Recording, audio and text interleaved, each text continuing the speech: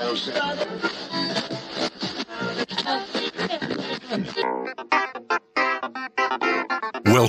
to the John Freakin' Muir Pod. Lace up those boots and sling on the pack for a romp through trails, short and long. With your host and Renaissance man, Doc. It's time to embrace the suck.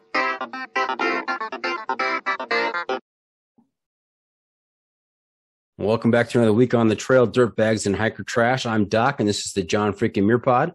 Let's start off with a reminder. If you are enjoying the podcast, take just a minute, help us out, leave us a review on Apple Podcasts. And if you're not enjoying the pod, well, just go ahead and keep that to yourself. Well, our content this week is so incredible in its scope, you, constant listeners, are going to be amazed. I am very excited to welcome to the John Freakin' Muir Pod, Bethany Hughes and Lauren Reed, who are on a trek spanning the length of the Americas and are connecting the story of the land to its inhabitants. How's it going, ladies? Going well. How are you, Doc? Yeah, fantastic. I really appreciate you guys coming on tonight. And also, I know we had a little bit of a delay in our interview time. You guys allowed me to be a good host to some family coming from nearby, and I had to play the host and be the barbecuer out there. And so I really appreciate you being flexible. Thank you. As the old saying goes, meats before deets. Meats before deets? Sure. Sure. I think we're making stuff up already. This is awesome. This is going to be a great episode. Okay. Well, hey, here on the podcast, we go strictly by trail names if possible. So Doc does not appear on my paycheck or on my driver's license, but that's what I go by here on the pod. Have you guys, in your experience, picked up trail names along the way? Yes. Yes. And that was Lauren who said that. Lauren, tell me what your trail name is. And of course, tell me the story behind the trail name. That's the great part. The great part. My trail name is Neon. It came about during my thru hike of the Appalachian Trail way back in 2008. 2008? Yeah. Wow. Okay. She's an OG hiker. OG is right. She might be OG instead of Neon. That would probably be other people much older, or having hiked much longer. You're still a young lass. Yeah, sure. I don't know. Sure. According to my hiking partner, I'm squarely in middle age. This juncture. My trail name is Neon. I got that on the Appalachian Trail. I started with a college roommate of mine, and she already had a trail name. And so basically the first few days she was coming up with different names and trying to think of one that I would approve of. And she went through probably a few dozen, if not 100 of them before one day I had this bright greenish aqua pack cover because it was 2008 and people still use those. And she was like, how about Neon? And I was like, awesome. So I had also bright green duct tape on my trekking poles, and it's just worked out since. All right. Well, I guess you're lucky you weren't bright green instead of neon. Tell us, Neon, what were some of the ones she tried out for you that you said, oh no, that is not going to fly? Do you remember any of those? I think one of them was pack cover. Do you have one? Another one of them was the Encroacher. Oh, yeah. The Encroacher. It sounds like somebody from the Marvel comic universe. That one was also a bit too long for my liking, but it was when I would set up, or when she would get into, she would usually be right ahead of me, and she'd put her stuff down, and I'd put my stuff down right next to her stuff, instead of even if we had the whole shelter for the whole campsite. The Encroacher, also AKA the Dependent. When you get past two syllables, it becomes a little bit cumbersome, don't you think? I've had this conversation before that, polysyllabic trail names can be troublesome. in case of emergency, especially. I mean, if there's a bear coming or if a tree's fallen, you cannot, say a five syllable trail name and expect that person to survive. Yeah, that's why they all get shortened to 2-syllable or less anyway. Right. Mine, Doc, I mean, I know immediately if something's going wrong. Right? Apparently, yeah. Okay. Now, Bethany, how about you? Have you picked up a trail name? Yeah, my trail name is Fidgit, and I got it actually at the Sofleys. Nope. At Scout and Frodo's. Sorry. I got my trail name at Scout and Frodo's. It was my first through hike ever, and I was really excited. And I think there were probably 5 of us crammed out in the living room. And late at night, I decided, I was like, a real through hiker would obviously have her headlamp somewhere that she can reach it. And so I had to unpack my bag in the middle of the night in darkness and find my headlamp. And then I successfully got that out. And then I decided I deserved a treat for having achieved that. So went pack diving again for one of my candies. And this voice came out of the darkness. It was a person who had become one of my most steady trail family members, Riff Raff, who was already a seasoned through hiker. And Riff Raff just goes, "You're worse than a 5-year-old the night before Christmas. We might have to call you Fidgit." And I was like, "No, that's a baby name. I'm a great big through hiker, a grown up. Don't call me baby names." And then each time we would hit a town, I would, get all of my chores done and be running around trying to find anybody else who was ready to head back up into the mountains. And eventually the crew who had become my trail family were like, "No, we're calling you Fidgit." And then when I was at ABZPCTKO, we had to write our name tags, and I'd actually never seen the word fidget written down before. So I wrote FIDGIT. And there was one of the talks that they did, and the talk said only like 3 out of every 4 people at the time who were through hiking would complete the trail. And I was feeling really intimidated as a newbie hiker. There's everybody who were, ultralight was a pretty new thing. So everybody's comparing ounces, and it felt like everybody there was way more prepared than I was. And I was getting self-conscious. And right after that, another more experienced through hiker walked by and casually was like, "Oh, you even misspelled your own trail name. It's FIDGET." And I got really bummed, and I was sitting off on the side of the kickoff, and Granite, another person who became a trail family member, came by and was like, "What's up, Fidge?"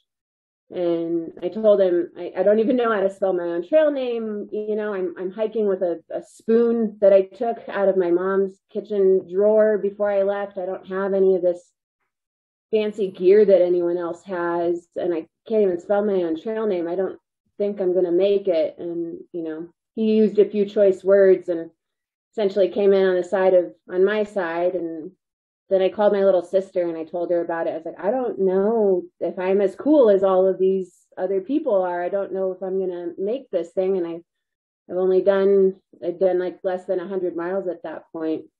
My sister said, "You don't have the gear, you don't have the experience, but for better and for worse, you're one of the most hard-headed people that I know. And so I know you're going to make it."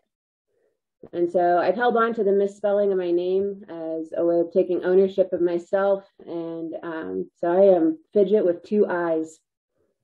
Fidget with 2 eyes. I've got a couple of questions. We just covered a lot of ground right there. There's a lot to unpack. Number one is, before the interview started, Fidget and Neon kind of told me about their styles, and Fidget says she was very talkative and Neon says that she was not. And I think the story of their trail names, I think that just exemplifies that whole thing right there, because Neon said, "Yeah, my pack cover was Neon," and Fidget just launched into a dissertation there about how it all came about. So that is perfect. Thank you, ladies. That is awesome. The other thing, Fidgit, is I am pretty sure that spelling is not a prerequisite for through hiking. So you're okay. Yeah, I think it's in keeping with the dirtbag thing to not be so worried about spelling. That's right. That's right. And I think it's pretty cool that you picked up your trail name at Scout and Frodo's. I've had Scout on the podcast here before. He is quite a character, and I really admire him for all that he does for our PCT hikers out there. If you think that I'm talkative now, then you should have been in the car to the trailhead when Scout and I were like singing songs the entire way. We're bouncing out the windows. Everyone else in the car was just kind of trying to, squeeze against the wall, maybe hop out of a moving vehicle. So, Fidgit, the only rule here is you have to let the host, Doc, talk occasionally to kind of move the conversation along. All right? I'll allow it. Okay. Very good. And we had a few weeks back, we had Sana Wanki on the podcast, and she also picked up her trail name, First Row, from Scout and Frodo's, and Scout actually gave it to her, which is pretty cool. So you're in good company.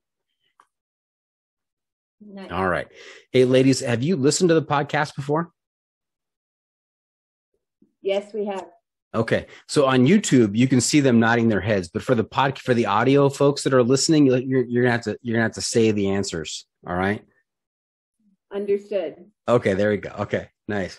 Hey, I only asked because I want to make sure that you are aware of a segment that happens towards the end of the episode called the Pro Tip Insight of the Week, where I will turn to you and I will ask you to share some trail wisdom for our listeners to make their next outdoor experience even better. And so this is great. When I love talking to two people at once, because we get double the pro tips, double the gear reviews, double everything. So this is going to be fun. You are expected to drop trail wisdom throughout the episode, but you will be on the hook for the official pro tip at the end. All right. Sounds good. Okay.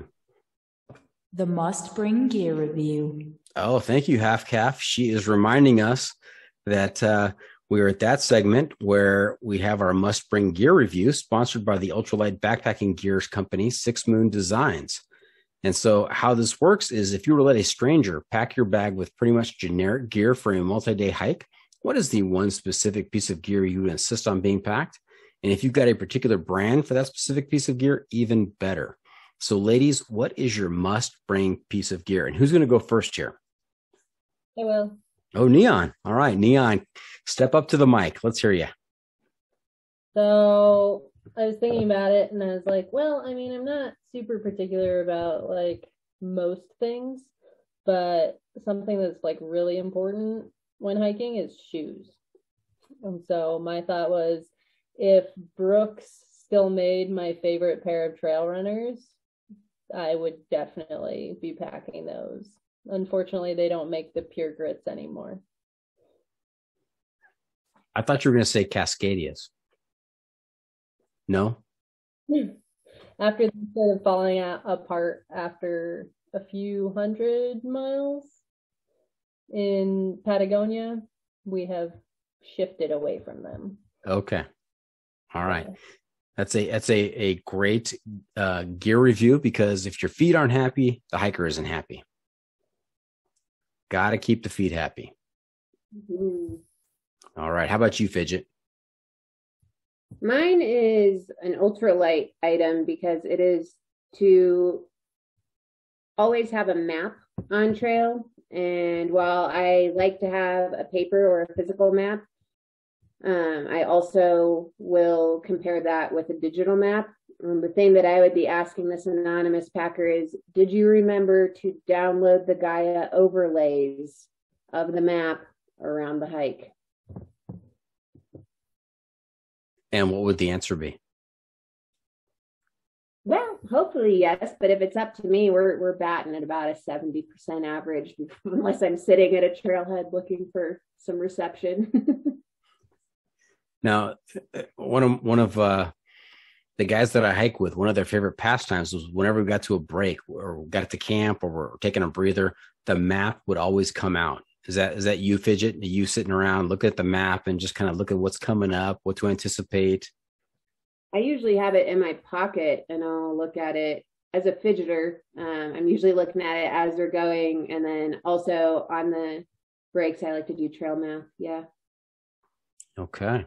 Now, I love talking about gear, and I love hearing your opinions, the opinions of our guests, and that's why we have It's the hiking pole. the hiking pole. And I like to point out that pole is not POLE like the ones in your hands. Pole is POLL, like a survey. And so I have a 7-question survey that's going to help me give you a score on a scale from 1 to 100. Call this the sanity scale, with 100 being completely sane and 1 being completely bonkers. All right. And I have to let you know that you each have already lost 20 points because you guys are long trail through hikers. And if you're long trail through hikers, you have to be a little crazy. So your top possible score at this point is 80 points. Makes sense? This is totally subjective based on my own opinion of your answers. So there's no rhyme or reason to this, but it kind of helps me get a sense of who you are as a hiker. Are you ready for this? We're ready. Okay. So we're going to take turns answering these questions. There's 7 questions. Each of you gets to answer them. Here we go. First question, pretty easy. Trekking poles or no trekking poles out there? Definitely trekking poles. Usually trekking poles. Usually. What does that mean, Fidgit? If I'm scrambling, or if it's super windy, or if I'm having to crawl a lot. Do a lot of crawling out there? Sometimes. What are crawling conditions? Fens. Did you say fence? Did you say fence? A fen, F-E-N-S, fens. Fens. Okay. Fens. Willows. Got it. Not F-E-N-C-E. F-E-N-S. No, there was one time when I think we crossed like 54 fences in a day, and we definitely put our poles away for that. And so I mean, we're talking about crawling here. Do you crawl under or do you crawl over a fence? Depends on how taut it is, but I usually prefer to go through. Okay. And then also if I'm on delicate landscapes, if I'm going through an area where there's a lot of crypto, I'm having enough to focus on my feet, so I don't want to be stabbing it as well. So if there's large slab or if there's anything that I might be damaging, then I'll put them away. Okay. Gotcha. Deduction noted. All right. Next question. What's on your feet? Boots or trail runners? I think I know the answer to this question. Well, you probably already know my answer compared to the last thing I said is a must-have. Mm-hmm. Definitely trail runners. Anything that it like rubs on my ankles and I can't walk. Say that again a little bit louder. Anytime that I wear boots, they rub on my ankles and I have like a nerve right there that likes to get between my ankle bone and the boot. I like that. The boots get on your last nerve. Yeah, right? Right? Yeah. I can empathize. Yeah. Yeah, right? All right. Fidgit, how about you? Boots or trail runners? I'm going to be a pain. It depends. I like boots when I'm scrambling or when there's a lot of scree, but if I'm doing a long trail, then I like the runners. All right. And so do you carry a pair of trail runners and boots on the hike? If I'm on a long distance trail, I just have the trail runners. If I'm doing some mountaineering or some scrambling, then I'll usually also carry a pair of trail runners for approach or lower terrain. Okay. Deduction noted. No, wait. I told you it's wholly subjective, just according to me. That's all. Don't take it personally. All right. Hey, when it comes to your shelter system, what is your preference? What is your preferred shelter system? Tent, tarp, hammock, bivvy, or cowboy camping? Or you know what? For today's episode, I would say cowgirl camping. I was going to correct you, but you corrected yourself. Deduction noted. Nice, Neon. For me, it'd either be cowgirl camping or what are they called? Tarp tents. Oh, tarp tents. Yes. Okay. All right. Fidget. I think for me, it would be either cowgirl camping or a hammock, because I like hammocks. Usually, maybe I'm in the tropics, trying to not be on the ground with the pokey, bitey things, and I'm someplace tropical. Pokey, bitey things. Yeah, I got stung by a scorpion recently. Oh. Oh, no wonder you would tie yourself between two trees. I mean, that is incentive right there. Yeah, very motivating. Yeah, very motivating. And tell me about the scorpion sting. How bad was it? It was on an extremity, so it wasn't too bad after the first 4 hours or so. We both have the similar taste in backpack nooks, and I take it as a compliment in hindsight. Okay. An extremity. The arm or hand or foot or hand. Ouch. Ouch. Mm-hmm. Okay. And when it comes to sleeping, do you prefer a sleeping bag or a quilt? I'm a very cold person in general. Personality wise or temperature wise? I mean, that would be dependent on who you talk to. Okay. Fair enough. And how well they know me. I think I'll warm up as you know me longer. And then okay. So by the end of the episode, we're going to be fast friends, Neon. You'll just be warm and cozy. That's right. But I'm a cold person, so like when I have tried to sleep in what are they called again? Quilts. When I've tried to sleep in quilts, I get drafts. Anytime I move, and that is just terrible. So I'd go with sleeping bag. Okay. All right. Fidget, how about you? If you were to put a rating on your show, are we like G, PG, R? We kind of verge between PG and R. Okay, excellent.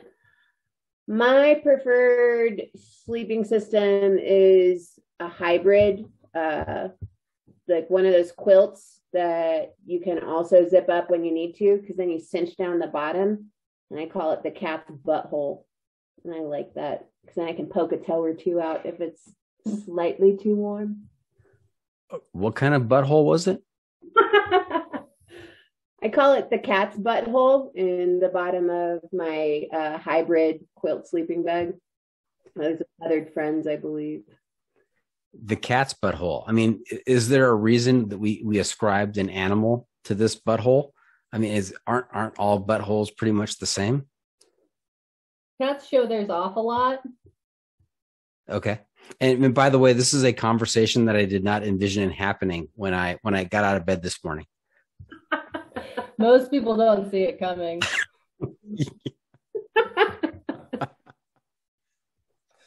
The cat's butthole. Okay. All right. I'm writing that down in case you're wondering here. I'm wondering if that should be the title of the episode. Nobody will know where it came from until they listen to like halfway through. That's right. Okay. Well, Fidget, that is one of the more entertaining answers that we've had to that question. So congratulations. That's a highlight. Okay. Hey, next question. Dangerous question. Be very careful with this one. Huge point deduction possible here. So when it comes to food, are you girls stove, cold soak, or stoveless? I have done both stoveless and stoved. Not, again, I am already a cold person. I don't think I need to cold soak. But usually I like having a stove because then I can have a warm beverage. Okay. Warm beverage is important out there. If I'm going to be out for more than 2 nights, I usually have a stove. Okay. All right. No point deduction. Nice. Way to slip right by that one. That was good. That was good. All right. Hey, is life better above or below the tree line?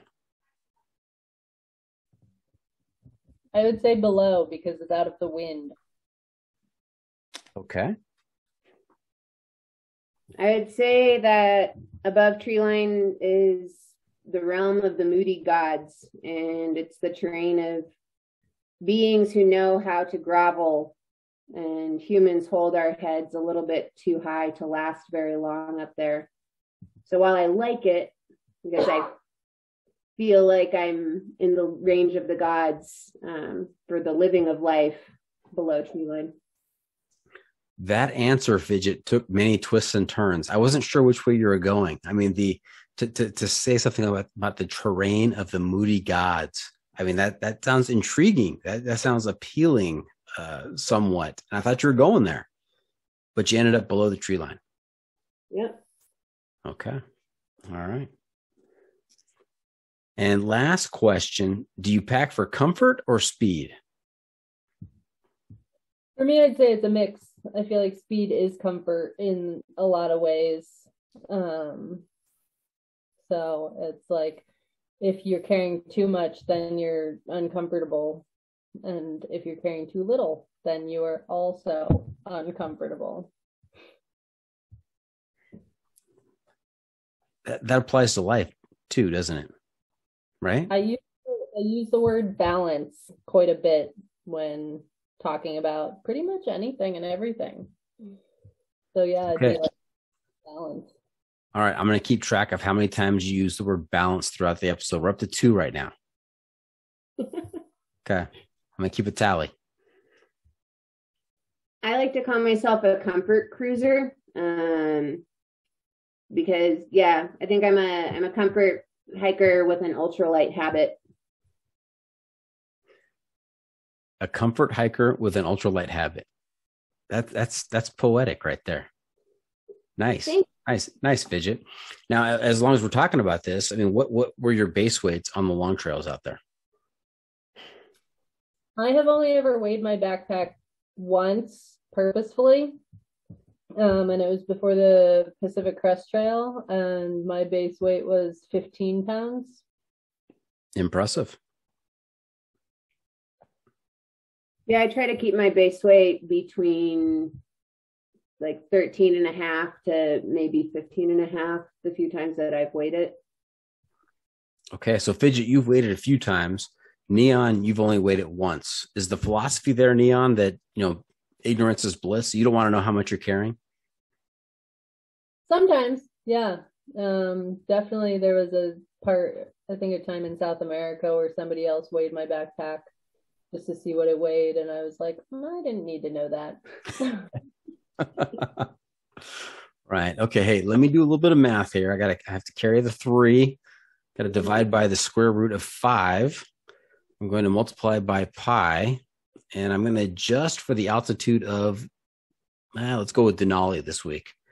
And, some very interesting scores here. Neon, you already started out at a 20-point deficit, but you ended up at 75. That's impressive. Wow. That is nice job. Strong score. Fidgit, didn't work out so well. We had some minor reductions here and there across the 7 questions, and you end up with a 66. Ooh, I like that number. I'll take it.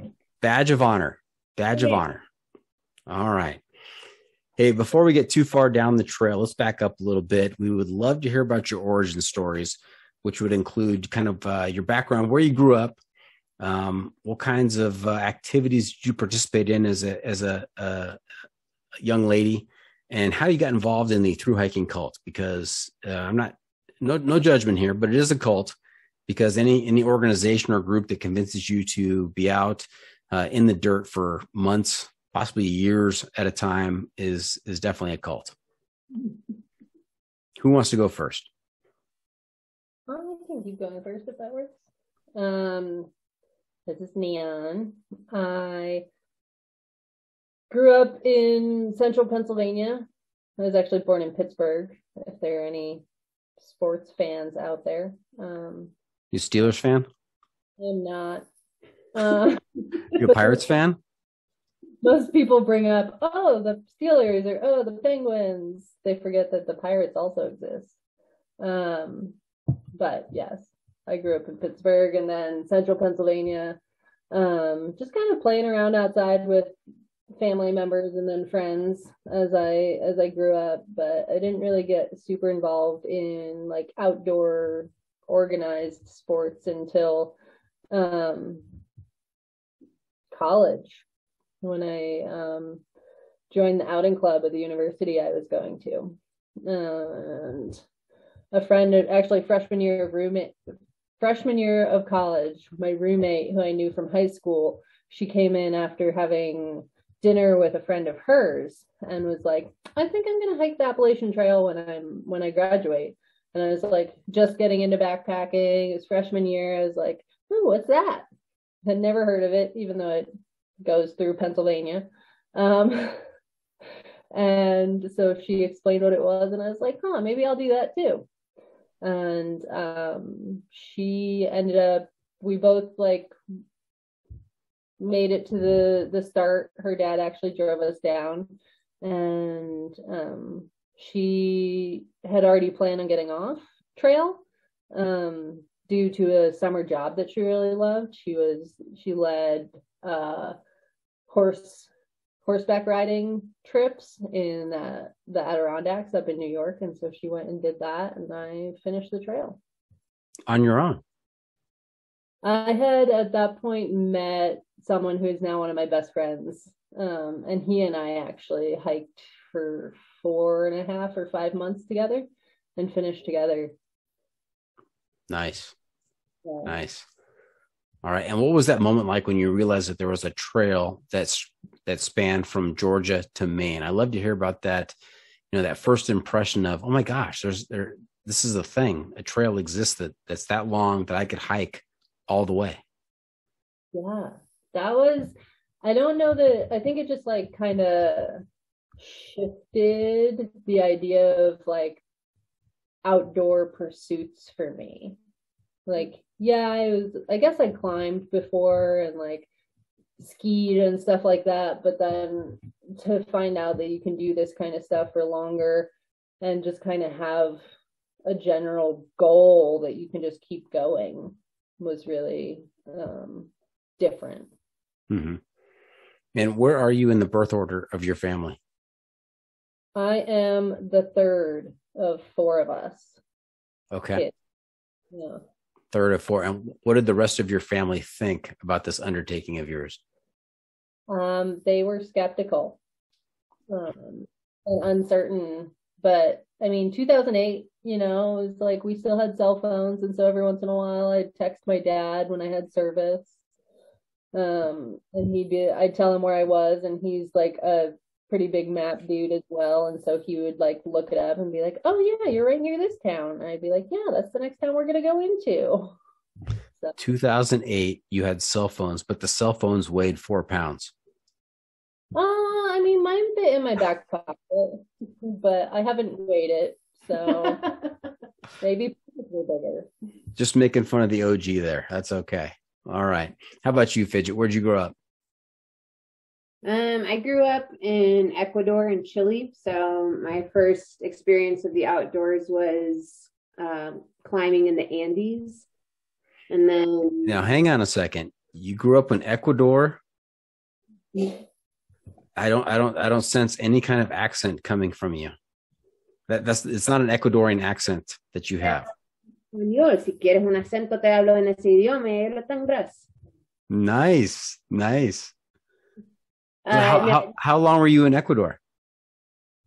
My family moved there when I was about 4 years old, and we were only there for, I think, a little bit over a year. And then we moved to Chile, which is where so my brother was born in Ecuador at 9,000 feet. And then we moved to Chile, where we were stationed for 4 or 5 years. And that was from when I was about 5 till I was 10. So that was my early mountain climbing period.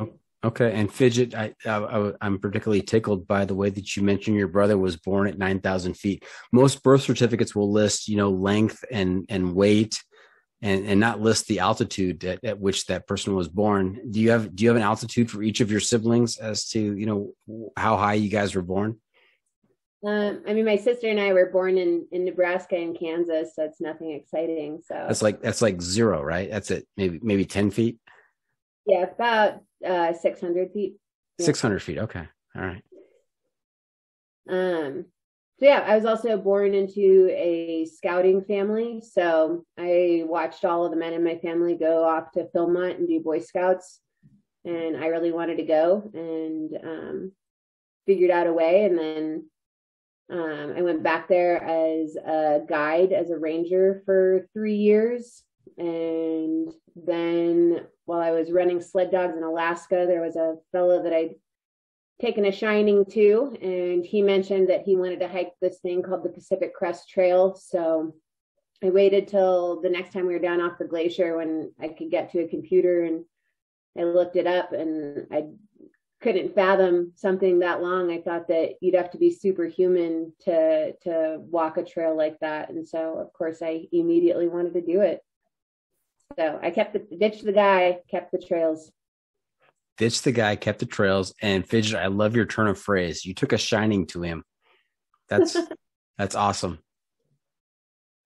All right. And hey, how did the two of you meet up with each other? So we actually met on the Pacific Crest Trail in 2010. I think we were somewhere in California. We were in two adjacent neighborhoods. Neon was hiking with Team Vulva Johnson, and I was hiking with Team Crassifrass. And we would overlap. And I had never, again, growing up around Boy Scouts, I'd never been exposed to large numbers of women interested in outdoor pursuits. So I was very curious because Neon's group was primarily really strong women. So I was watching them and keeping an eye on them. And then we crossed ways several times there. And then I was posted up in Colorado while she was completing her Triple Crown on the Continental Divide Trail. And I got to crew for her and host her and her people while they were coming through. And by that point, I was already planning the Her Odyssey adventure. And so while Neon, after she'd finished hiking, while she was living down in Moab, she would come up to escape the heat sometimes and would ask me questions about my planning. And sometimes I would go down to escape the snow in the winter, and we'd talk more about the trail. And then eventually she said that she was like, I'll do it, but I'll only commit to doing South America with you. Okay. And our listeners are intrigued now because, we haven't fully fleshed out what the two of you are attempting to do, and this whole Her Odyssey thing. And we're going to get to that. So stay tuned. Don't give up. We're going to talk a lot about that. But I want to go back just for a second, Neon. What was your trail family's name on the PCT? Team Vulva Johnson was the family I was hiking with at that point. That's what I thought Fidget said. Okay. All right. Yeah, we were I don't know if I should ask a follow-up question on that or not. It's your choice. Your show. I think I think it's pretty self-explanatory. So I'm just gonna leave it right there. Mm-hmm. Okay. Okay. Now, how are you two financing your adventures? What do you do to pay the bills? It's been a combination of buckling down and saving up and working for the years before, living frugally while we're out here. We're largely supported at this point by our Patreon community. And then every now and then an angel giver pops up, or a couple bucks will come in via PayPal or Venmo. And so we're floating by, we're eking by. Okay. All right. And if you're not watching on YouTube, you will have missed the 2 or 3 big yawns that Neon has had so far. I hope that's not an indication of what kind of a host I am, and more that whatever time zone they're in right now is pretty late. Ladies, where are you calling in from? We are currently in Banff, Alberta, Canada. Okay. And I'm looking at my clock here. It's 7:42 p.m. here in Southern California. What time is it there? It's an hour later. It's 8:42. 8:42. Really late. That explains the big yawns. 8:42. Okay. For this OG hiker. All right. Hey, we're going to take a quick break. When we come back, we're going to hear about some stories from the trail, of some of their long trails, and we're also going to get into Her Odyssey. So stay tuned for that. We'll be right back. Now, welcome back. We are talking to Fidgit and Neon.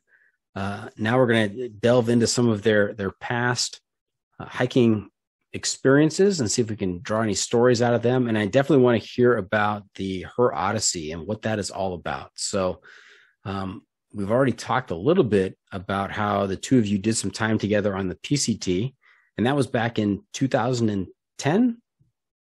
2010. Yep. And before you did 2010 PCT, Neon, you did the AT in 2008? Correct. Yeah. Okay. And then you also, Neon, you did the CDT as well. What year was that? I did that one in 2013. 2013. So from 2008 to 2013, you knocked out the three American long trails, and became a triple crowner. At what point did you realize that you wanted to be a triple crowner? This is a goal of yours. I did not know until I was starting the CDT. Really? Yeah. I did the AT, and on that trail I learned of the PCT. I had never heard of it before. And then on the PCT I finished that and was like, okay, I'm going to go do something else for a while. And I went and worked for a wilderness therapy company in Utah, which is how I ended up in Utah from Pennsylvania. And during that time I learned a lot more, and like kind of did a couple of stints of hiking around there. And then when I did the Colorado Trail, I was like, I need to see the rest of this. And so I was like, okay. And it's the same reason I did the PCT. Like I went out and did a chunk of it in 2009 with a friend of mine who had thru hiked that year. And I was like, holy crap, I need to see the rest of this. Like the Goat Rocks Wilderness and Mount Adams Wilderness was just amazing. And I was just like, I need to see the rest of this trail. Right. And so you finished the AT, you did the PCT, but it wasn't until even a few years after the PCT that you decided you're going to be a triple crowner and do the CDT. Is Correct. That fair to say? Yeah. Okay. Because I know that I've talked to some people that, they were on their first long trail hike of, say, the AT, and they knew halfway through, oh, I've got to do all three. I'm going to be a triple crowner. But that was not necessarily how it went for you. No, I don't know that it would go that way for me, because it's even when I'm on trail, people will be like, oh, so you're going to thru hike the whole trail. And I'd be like, I mean, that's the plan, but you can't like say that. And then like, how bad do you feel if like something comes up, or like you have a family emergency or something happens, or to you like even uncontrolled by yourself. And so I just would never, I don't know, I don't make promises that I can't keep. Nice. You remind me of a saying from my friend Magnet, who's on the PCT right now, and that is that everybody is a section hiker until they touch the northern terminus. Yes, agree. You never know what's going to happen out there. Exactly. And I don't know, I think it can become dangerous if you decide before you even get on a trail that you're going to thru hike it. Mm-hmm. Now, Neon, finish the sentence for me. I am a long distance thru hiker because I like the time and the space that it gives me. That is all. Okay. I'm not frozen here. I'm an educator, so I'm good at wait time. I want to see what develops.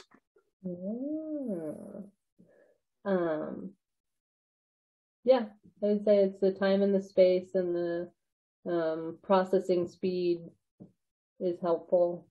Because then I can like get out there and like a lot of times, especially on the CDT, I was actually processing a lot of stuff that had happened the year before, as well as like working in wilderness therapy. You deal with a lot of like different emotional states and traumas and stuff like that. So processing a lot of that. Yeah. And just like thinking about my other through hikes and were they for me or were they for somebody else or were they due to like different extenuating circumstances.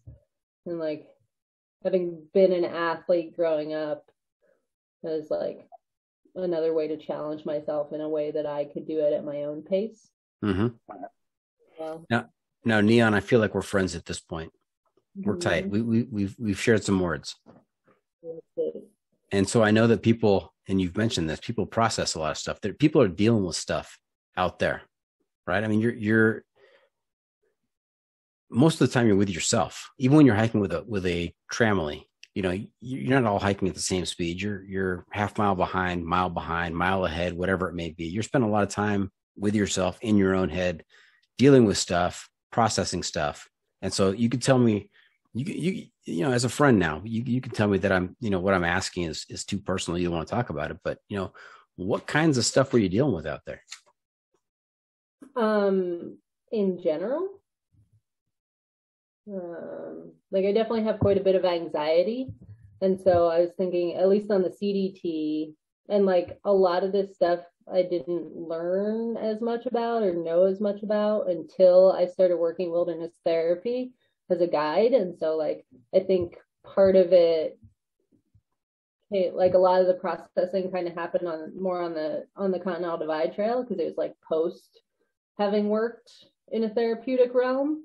And so it was like I had quite a few things happen to me the year before. Like I was involved in a near fatal car wreck. I had a relationship end.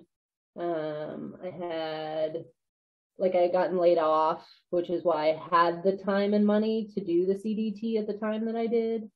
And so processing all that and like thinking back on my former through hikes and coming like recognizing kind of how anxiety played a pretty big part in like the speed and like who I was hanging out with and who I was spending time with. And like a lot of the people that I spent time with are still really amazing, great friends, but they've also gone through their own growth and their own like lessons learned and their own like process of evolution. So there was a lot of processing of many different things. Really depended on. Right. And I know that, you know, when we have our experiences with like a near-death experience or we lose a loved one, you know, it causes us to think about, you know, our place in the world and mortality and meaning of, you know, everything. And I'm not even sure what the question is here, but after that near-death experience, I mean, what kind of impact did that have on you? I think it was just a very blatant reminder that tomorrow is not promised. And like a lot of times people will get that when a family member is lost, or like even an animal or a pet, which many people consider family members, or even if you have like a close call.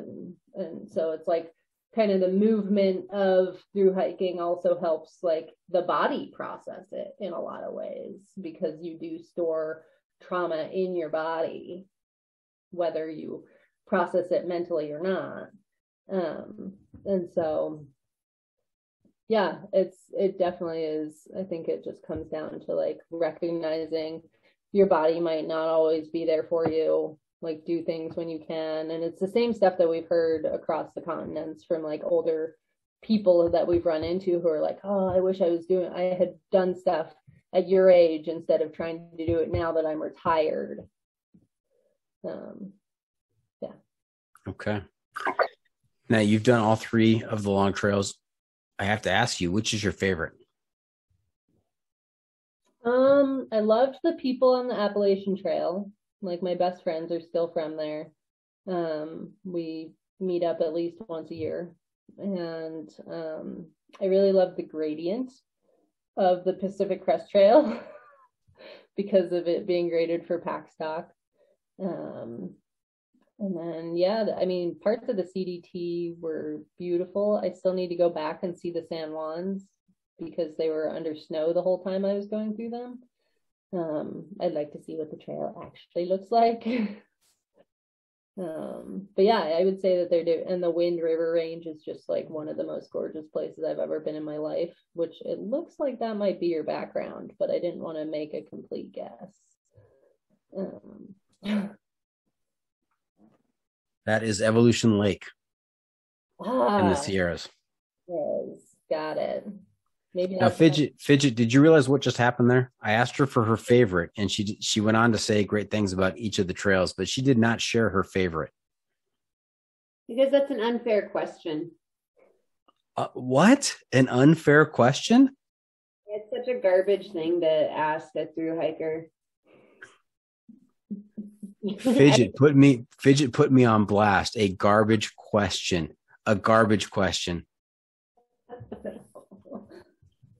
All right. Fair enough. I'll ask it a different way. If you could only hike one of those trails again, which one would it be?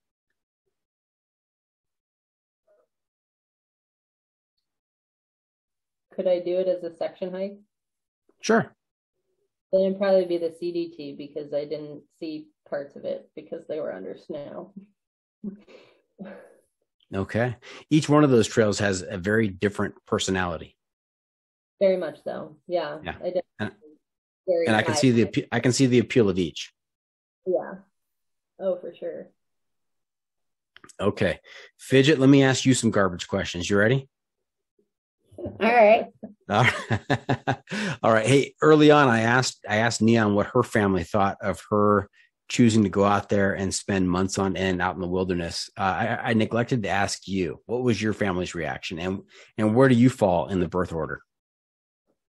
Ooh, guess where I fall in the birth order. I'm going to say you're the youngest. Oh, I am the oldest. The oldest, really? Mm-hmm. Oldest of how many? I'm the oldest out of 3. Okay. All right. And what is the age gap? We're all really close. My sister is 2.5 years younger than I am, and my brother's 4.5 years younger than I am. Okay. All right. And what did the family think of you going out there? Were they worried? Were they concerned about you? Yeah, probably. But I don't think they're surprised by it. I had been using slow travel and long distance walking as a way to cope with my own mental health journey for quite some time. Okay. All right. And when did you decide? How did you decide? Why did you decide to do the PCT? I guess, yeah. I mean, I had been taking walks through high school and through university. And then once I learned that there was, a red carpet of something laid out with things clarified around it, and that there was a framework of it, it actually afforded me a structure to present what I did in a more acceptable and successful light to my family, to show them that there is, in fact, a community of people, and a rather large and a growing one, who use this or who engage with the world in this way and function in this way. So I actually feel like it helped. Finding the thru hiking community helped me make more sense and be more acceptable to my family than I had been previously. Okay. And that makes sense. When you say you took long walks, I mean, what does that mean? What do those long walks look like? Were these long walks in urban or suburban areas? Is it long walks in the woods on the trail? What did that look like? I pretty much walked wherever I could. So yeah, when I was in high school, it was with the Boy Scouts, getting to go to Philmont and then working at Philmont in the summers. And when I wasn't hiking with a crew, I would go out hiking by myself. Through college, when I was at college in the US for part of it, I would just head out and I would walk as far as I could from the city that I lived in. And then I would find a farmhouse and call my roommate to come pick me up. And then when I got to study at Oxford for a year, and I only had to go to tutorials once a week. So I would just put all of my books and all of my ruck into my backpack, and I would walk for 5 days.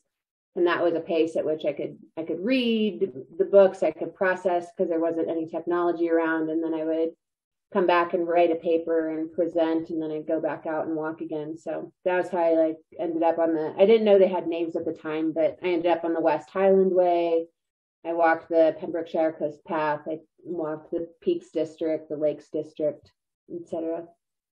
Okay, and along those lines, you've done a number of foreign trails, including some time in the Andes, some time in Nepal, and the paths that you just mentioned were in Scotland and in Wales and in the UK. Yeah, I think the interesting thing for me was I had always gone for walks as a way to cultivate solitude. And then I learned about Tolkien, and then having their group called the Inklings. I like to go study at the pub that they used to meet at, the Bird and the Baby. And there, an older guy was telling me about how, they would walk for community. And that was actually how I ended up on the Tamang Heritage Trail with a group from One Seat Expedition. It was my first time walking with a group. And that was a very different experience and a really wonderful one, and something I would have entirely missed out on if I'd kept just walking by myself. Okay. Now, before we move on to Her Odyssey and what that's all about, I would just like to ask each of you, did you ever find yourself out there on a hike wondering, what am I doing out here? Or, an uh-oh moment where you think, oh my gosh, I'm not going to survive. Anything to that extreme out there that you two have experienced? I don't know that I'd ever let "I'm not going to survive" come into my head. But there was a time on the Pacific Crest Trail where I kind of jumped ahead because I was going home for a family reunion, and I was going to try to walk at the north end of the Sierra Nevadas, north of Sonora Pass. I got dropped off at Sonora Pass and tried to go north from there, and the melt hadn't started yet, and I was the first one through because I had jumped ahead to try to cover some ground. And I ended up covering 33 trail miles in 3 days because I kept getting lost in the snow. I lost a long underwear top somewhere along there, and I kept forgetting to eat because I was so stressed out about not fun. I would find the trail at least once a day. And at that point in 2010, we didn't have the GPS tracks, we didn't have Gut Hook, we didn't have the apps that happen today. So I was just I had my paper maps and my compass, and I'd be okay, the trail goes this way. And thankfully I knew how to read land as well, but the land was covered in snow. So that was pretty stressful. And then I actually ended up getting a ride down from the next road pass from two people that were backcountry skiing where I was trying to hike. So that would probably be one that is pretty heavily imprinted in my mind as I don't know if that would have been a good idea. Yeah, I would say that if you forget to eat because you're so stressed out, that has to be a very stressful situation. Yeah. When I get super high stress, I definitely forget to eat. So I drank enough water because I was I need to drink water. But I would eat I think a bar for breakfast and then maybe like 2 or 3 bars throughout the day. But I'd be like too tired at the end of the day to make myself any dinner. And so my bear barrel was still like huge, like mostly full by the time I got to the next pass. Yeah, you got to keep eating out there just to make your pack lighter, right? So you're not carrying that same weight around for weeks on end. Yes, that's what I eat for, to make my pack lighter. That's right. That's right. Fidgit, how about you? Any extreme moments out there? I mean, I think those extreme moments are why I go out there, as a person who casts about to the extremes inside of her own mind, when those can be met by the extremes in nature and things like listening to rocks tumble below the raging river that you are trying to cross, or when lightning strikes the mountainside beside you and you can taste it. Those are the moments that remind me how much I want to be alive, where there are other environments that can make me lose hold of that. That was very poetic. Are you a writer? I hope to be. That was beautiful. The way you phrase that. I love that. That's great. Okay. Hey, let's transition. Let's talk about Her Odyssey and the Her Story series. Which one of you wants to explain this to me? What is the objective? What's the story behind Her Odyssey? I will explain it. Okay. Our mission is a human-powered odyssey to travel the length of the Americas, connecting the story of the land and its inhabitants. The way that has manifested for us as 2 women traveling at this time has been a lot of being able to connect with stories that maybe are not often shared with male foreign travelers.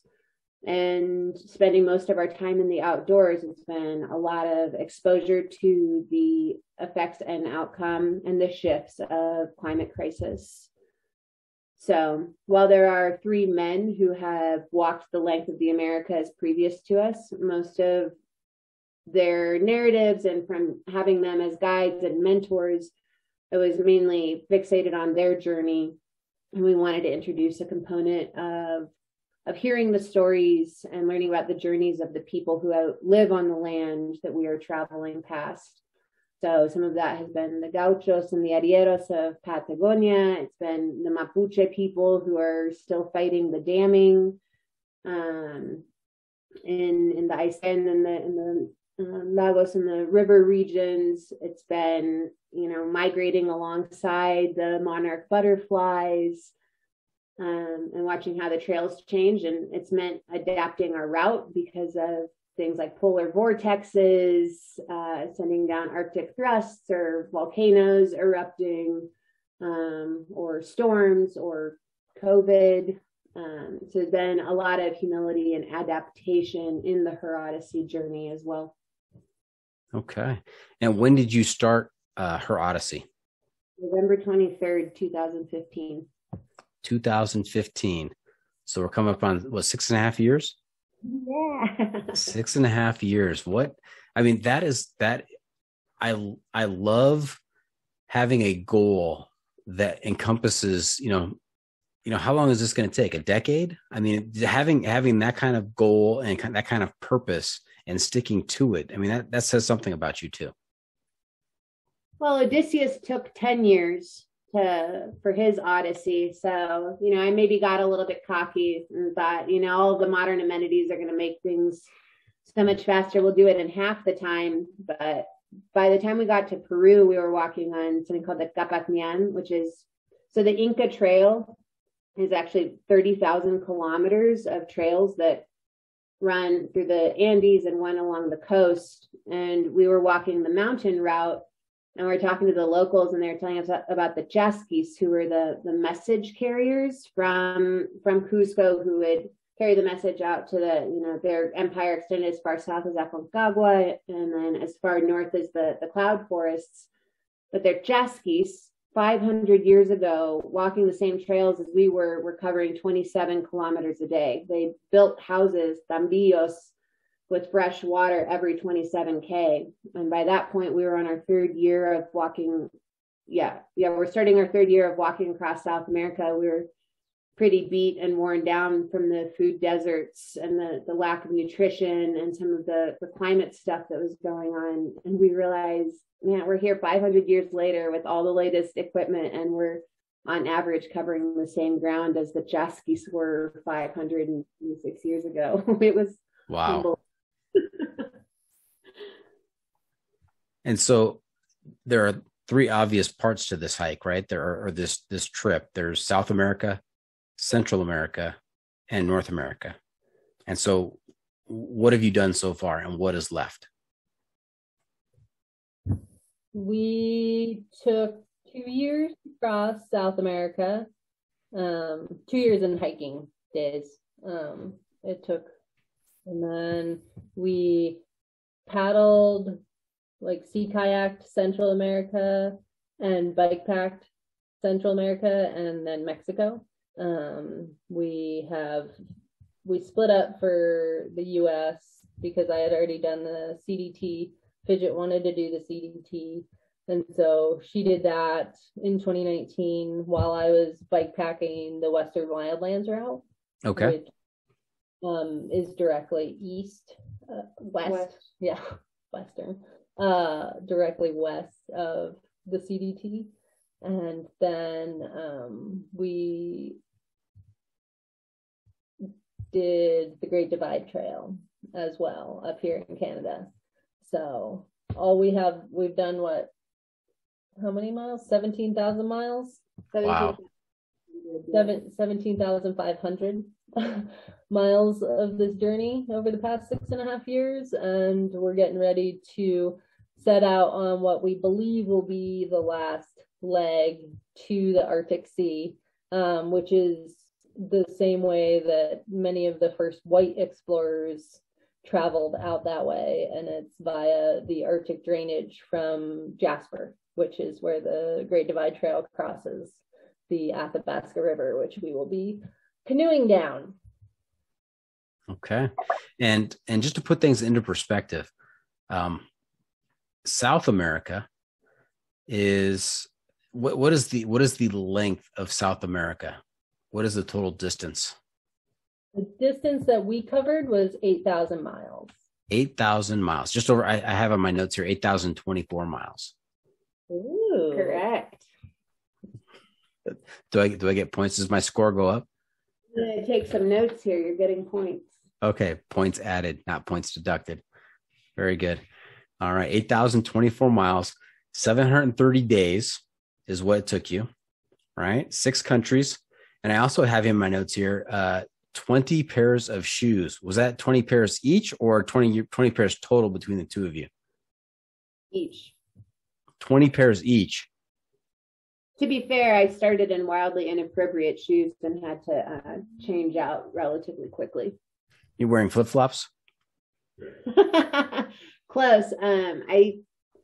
At first there was no trails, and when there's no trails on open landscape, I like to hike in approach shoes. But as soon as we hit roads, they started chewing up my feet. So we had to switch out, or I had to switch out. Okay. And what were some of the highlights of South America? Some of your favorite parts of that part of the journey? There is a lot to South America. I really enjoyed Patagonia. The hospitality down there is just like amazing. And the amount of people that invited us in and helped us along and gave us directions when we didn't have a specific trail that we were following before we met up with the Greater Patagonia Trail. They were just lovely people and just like so excited to help us, and that was amazing. And then as Fidgit mentioned, the Inca Trail, the Capagnan, like parts of that, there are just still so many ruins along it, and seeing the history and experiencing the history and the andenes and all the growth that they would do, and how the people in the Andes use the andenes to their benefit to be able to grow a bunch of different things. Yeah. And then to through Central America and seeing all the birds and the different wildlife that come through the jungles instead of the high altiplano areas of South America that we were along before that, and then through Mexico and getting to experience that history and that culture of the indigenous people there, and like how they're still there and still like having ceremonies on the ancient Mayan sites. And then even like coming up here to Canada and just learning more and more about the First Nations here, and how a lot of the Great Divide Trail follows the First Nations former routes that then became fur trapper routes that then became a through hike. So right. And listening to you talk, Neon, I have a sense that you two are steeped in history. And when I say history, I also want to say, her story, that what has gone on before. And did you have a sense of that as you were experiencing it? Did it have some kind of did it make it more meaningful, understanding what had transpired before from earlier peoples on those same paths? For me, I feel like I've always been really into history because it's interesting to know. I don't know, I feel like it gives me a better picture of the area, and like I feel like I can hear about history and then look around and be like, okay, yeah, like I see this part of history still happening, and this part of history had to like come in, and maybe this is why they don't trust white people, is because of this history, and so that can also be safer in certain areas. But yeah, I would say it definitely gives me a more well-rounded view of the world. Right. And I have to confess that when I did my research on your Odyssey, that when I got to the Central America portion, and I thought this has to be a typo, and I think it has to do with my poor geography upbringing. I'm not going to blame the education system. I'm going to blame myself, that I didn't realize how large Central America is, how long it is. I thought maybe I was off by a decimal. I saw 3,500 miles for Central America, and I thought that had to be incorrect. That could not be. It could not be as wide as it cannot be as long as the U.S. is wide. There's no way it could be 3,500 miles. And then I went to Google Maps and I entered a location, starting position, and any position. Sure enough, 3,500 miles. That just blew me away. Yeah, it's very sinuous. Oh, good word. Good word. Sinuous. Thank you. Because it's so narrow and thin, people don't see it as much, especially as us coming from like the big blocky country of the US. But yeah, there's a lot of history there, and it's like it's very much a route that has been traveled for hundreds and hundreds of years by peoples across to get from South America to North America, or the other way around, North America to South America. Mm-hmm. Okay. Now you've done a number of miles in North America already. What is left for you, Fidgit and Neon? What's the last piece, and how long do you expect it to take? So the last piece that remains for us is to canoe the Arctic drainage. We'll put in at Jasper, and we'll paddle out the Athabasca River, the Slave River to the Great Slave Lake, and then out the Becho River, or also known as the Mackenzie River, ideally arriving to Inuvik or to Tuktoyaktuk but if the oceans aren't letting us, then Inuvik, where again we'll be following in a very old tradition of water travel. I think, originally I had envisioned this entire journey being by foot, but it was encountering regions such as the Darien Gap where we got in there and the locals, they're like, there's not a way for your kind of people through here. Thousands of people cross the Darien Gap every week, just not white people. So that taught me humility. And then when I was looking at how to get across Canada, originally I'd been looking on foot and I'd found a couple of accounts. And then it was one of those times when Google Earth Maps glitched and it zoomed way out and my brain hadn't adjusted, and I suddenly saw this big blue highway going exactly the way I'd been trying to plot a ground route.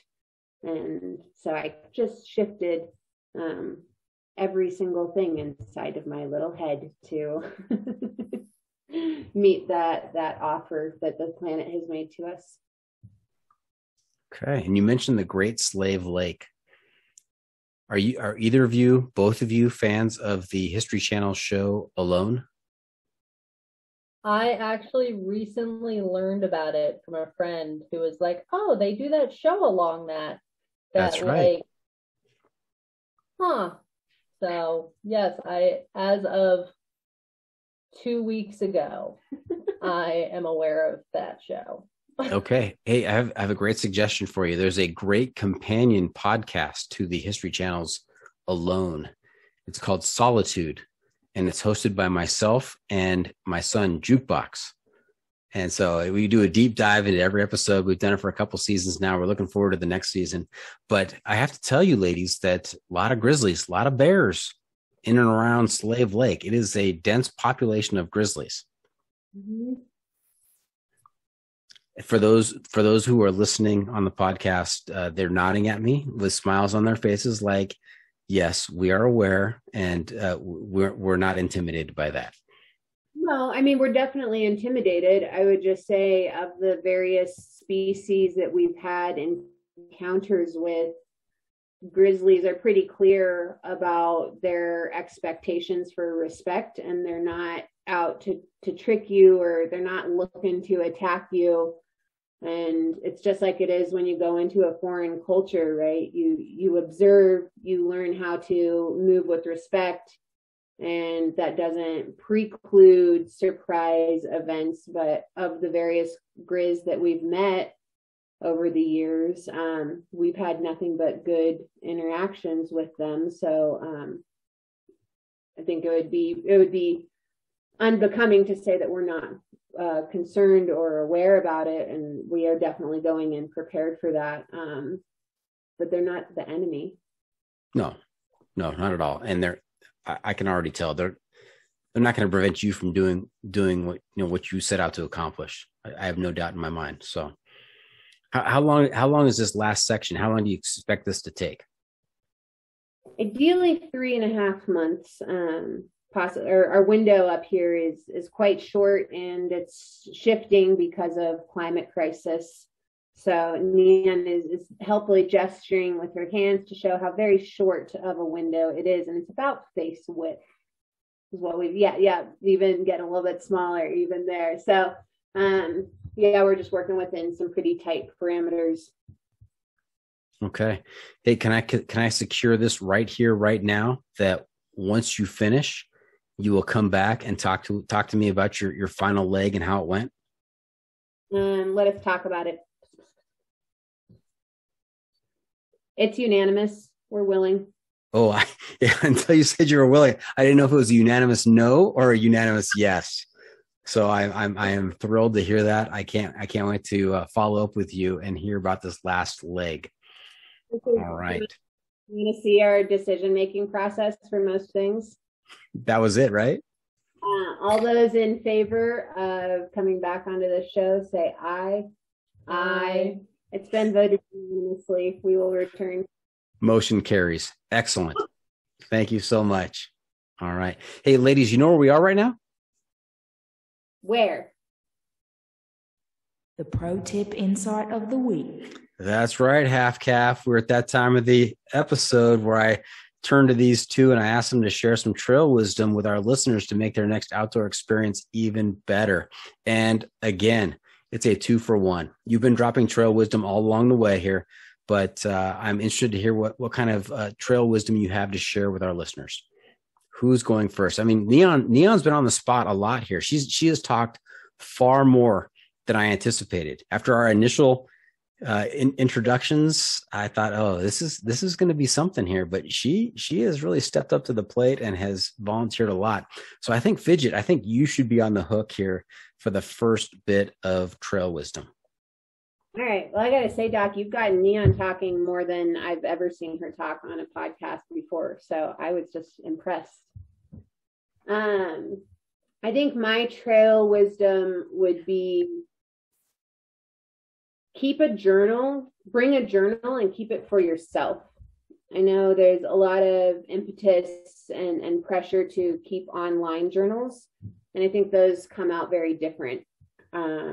Keeping a personal journal can be a helpful way to triangulate yourself in the future. And I think my tip would be, if you are carrying paper maps, I like to write my journals on the backs of my maps because those also help me place exactly where I am at that time. And those have been, a decade plus into my backpacking career. Those are some of my most treasured physical objects in my life. Very nice. Very cool. How about you, Neon? I would say, and I love this because I have a bike shop that always says it, but it's like, don't leave home without your positive mental attitude. They call it a PMA, and I think that can go pretty far. And it's like, I don't see that as like necessarily having to be happy all the time or like visibly excited. But to have a positive attitude, if you can carry you a lot further than you think. Like, it's like people say it's mind over matter, and sometimes it truly is, to walk that kind of mileage, or even even get yourself out there. Sometimes that's all you can do, and that's fine too. Yeah, attitude and expectations, so important, not just on the trail, but in just about everything we do, right? I mean, the way you go into something is going to determine what you get out of it. And so I think that's an excellent piece of advice. Thanks, Neon. You're welcome. Okay. And I forgot to ask, what's at the end of this project? Is there a movie deal? I mean, when can I buy a ticket to see this on the big screen? Or is there a book coming? What's going on here? I've begun some conversations about writing a book, and we've actually just put out an offer for autumn of 2023 to do a traveling speaking series. Fantastic. You're gonna have to let me know when that is kind of finalized, when you have some dates, so we can get that out there in the Twitter sphere or Instagram sphere or whatever sphere we want to put it out there. I will be in attendance.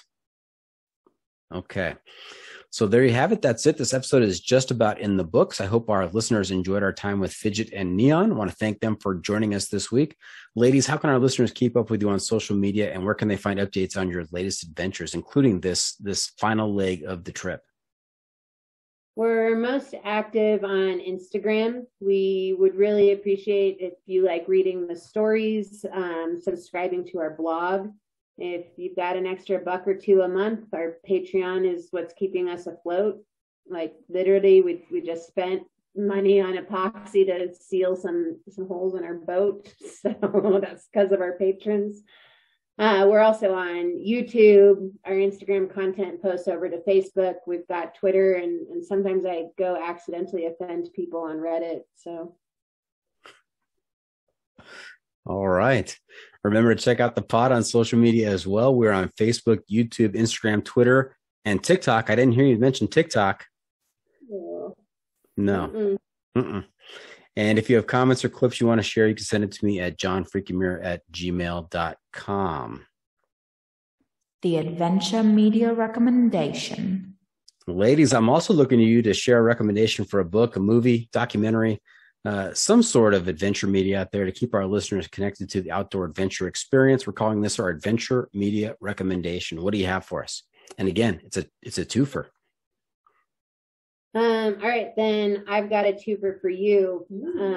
For your listeners, I think a really helpful piece of online media is a website called Treeline Review. Especially if you have female listeners, they do a lot of, well, they do it for everybody, for all bodies, for all types. And it's just really comprehensive gear reviews. And then if you're looking for a good read, one that I've really, really enjoyed recently was Sun is a Compass by Carolyn Van Hemert. It was an incredible piece of writing and just a mind-blowing journey. Okay. Those are both excellent recommendations. Thank you. Neon? I would say something I discovered a few years ago via the woman who created it was a film festival called No Man's Land Film Festival, and it promotes women's film fests. Like, it's an adventure film fest, but most adventure film fests are like very male centered and very male oriented, and this one was very specifically like, no, a woman has to be like the main character. Like, it's not as much about like the film. Now it's more about the filmmaker, but when they first started, it was like the focus is on the women. I love the title, No Man's Land, right? Yeah, it has, usually that has one connotation to it, but the way that it's used here, that's, it's like men that way. No man's land. This is no man's land. You're not allowed here. We're going to talk about the female experience out there. Yeah, or show up and listen, but let us lead for a bit. Absolutely. Yeah. And we spent a lot of time tonight talking about your travels and your background and everything else. One of the things we really didn't get into, which I realize now we probably should in the next episode. We'll talk about the final leg of your journey, but I would be honored if we could discuss the female experience out there on the trail and how that differs from the male experience. I had the pleasure of talking to Christine Reed, author of Alone in Wonderland, and we talked about that for a bit. And I would love to hear your thoughts and ideas on that as well. So let's make a promise here and now to include that in our second episode. Absolutely. Definitely. Okay. What have we not asked you? That's my daughter, Half Calf. She gets a little carried away with her accent there. I'm not sure what kind of accent that is. I have to say that every time just because it is so, she got more and more excited as she was doing these little intro promos. But here we are.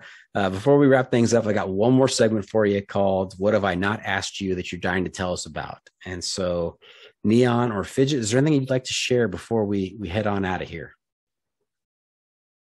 I think then that I just have one more trail tip, which would be, I know we love covering ground and catching miles, but I would love to talk about like on trail 0 days. And those can, like, one day can completely change the nature of your hike if you're just willing to let go and just enjoy being out in that space. Man, I can't laud it enough in terms of space to connect with where you are and to connect with who you are. Nice, Fidgit. I'm going to get a little metaphorical here because you're talking about mile pounding out there and, nose to the grindstone and getting the job done and not appreciating what is out there. I think that also applies to everyday real life, work life as well. I mean, I feel like the 9 to 5, 5 days a week, those are the mile pounders, right? We're out there mile pounding when we're doing that, and we're not appreciating the moment we're in. I think my listeners have heard me kind of venture down this road a couple of times. Maybe it's the age that I'm in, but when I was young, when we're kids, we're always looking forward, right? We're looking, okay, who's my first girlfriend going to be? Where am I going to go to college? What's my career going to be? When am I going to get married? I mean, you're always looking forward. When am I going to drive? When am I going to vote? And then there comes a time in your life, maybe the period that I'm in right now, when you start looking back and you're thinking about the good old days and remember when we did this and remember, how about that? And, I think the lesson there is to appreciate the moment when you're in it and understand, take that 0 day and appreciate what's going on while it's going on. That's a skill nobody ever tells you about. But here I am, Doc, on the John freaking Muir Pod. I'm telling you right now, appreciate the moment. Well, even stopping and taking a breath can be helpful. Like some people just go full on, like go, go, go, go. And it's just like, if you don't stop and take a breath every once in a while, it's like you're just holding it all in. Yep, that's right. All right. Hey, that's a wrap from the John freaking Muir studio. Any shout outs to friends and family, you two? I mean, obviously our Patreon community and anybody who through hikes with a book. A physical book? Yeah. That's extra weight in the pack. No, that's why they get a shout out. Nice. Nice. Is there a certain page limit that they get an extra shout out? I mean, if it's like Stephen King's The Tommy Knockers, do they get like a bigger shout out? I mean, I think the bigger shout out would go to the people who I've heard legends of, who on the AT, who were reading books, and at each shelter they would like tear out a part of the book that they finished and leave it. And so like 3 or 4 people were able to read the book over the course of a season. Like, what a cool community building, like goofball, like that's hiker trash at its best, man. Nice. So you have multiple people reading the same book at different times on the same trail. That again, you have a turn of phrase right there, Fidgit. I'm looking forward to the book on this journey written by Fidgit. Thank you. Very good. How about you, Neon? Any shout outs? I think I'd just like to say thanks to everybody that's listening. I think that's rad that you like took the time to show more interest in us. Yeah, it's a passion, and it's a passion for a lot of people. I don't do this to make money. My listeners know that there's very, very little, if any, money. Mrs. Doc is always asking me, hey, where's the money for this? I don't see you for hours on end as you're putting this all together, but where's the money? And I say, honey, don't worry, I'm making friends. That's the important thing. Okay. Thank you for this time. We appreciate it. Thank you. Thank you for tuning in. Always remember, the trail is the trail. It doesn't care if you want to go downhill. It doesn't care if it's almost dark and you're looking for a campsite. The trail is the trail. Embrace the suck.